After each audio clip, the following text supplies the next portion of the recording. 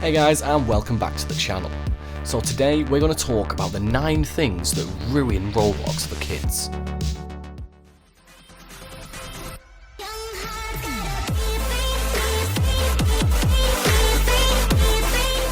At number 9, adult content. Now this is the worst part. Kids are exposed to adult content before they should be. Easy access to obscenity and nudity is possible to them from within the game, and the idea of sex is no more a social stigma or taboo for kids of this generation, thanks to games like Roblox. Moreover, chat rooms act as an easy platform for kids to exchange adult content, but this can be prevented with the help of parental supervision. At number 8, we have scammers. More prone to mistakenly disclose private confidential information, more and more kids are getting scammed on a daily basis in Roblox. They hand out bank account information to scammers who successfully fool kids into doing this, and consequently, their parents end up losing a significant chunk of money due to these scammers. Number 7, the language. The chat rooms within the game act as a perfect platform for individuals from different social, cultural, ethnic, religious and racial backgrounds. Not just this, there are a lot of kids who are victims of parental negligence and poor nurture, and as a result, they have cuss and abusive language internalised. Exposure of other kids to them induces a likelihood of the possible transfer of such unethical knowledge of inappropriate languages to a great extent. At number 6, hackers.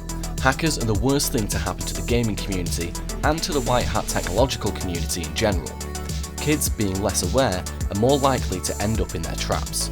Kids are usually not fond of securing their computer systems efficiently, which makes it a favourable ground for the hackers to operate.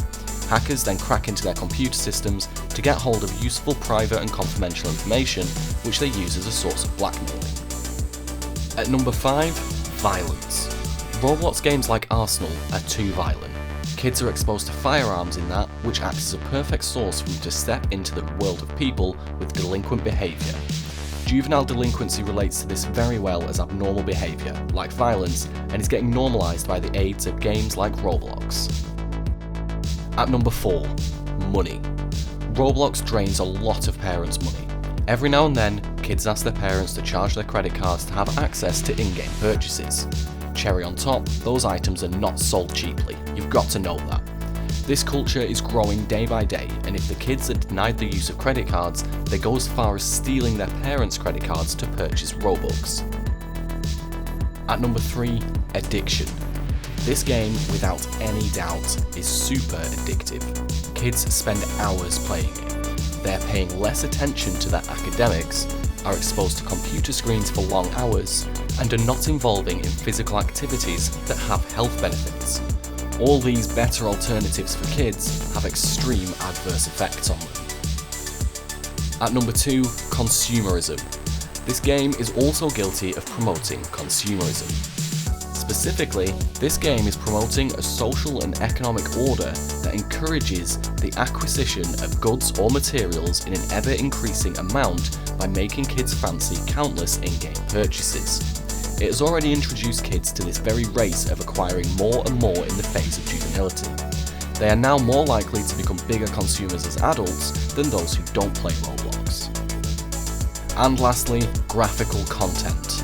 Shooter games or other kinds of games within Roblox that promote violent behaviour are obviously not free of graphical content. Kids are required to murder their opponents in order to progress further into the game.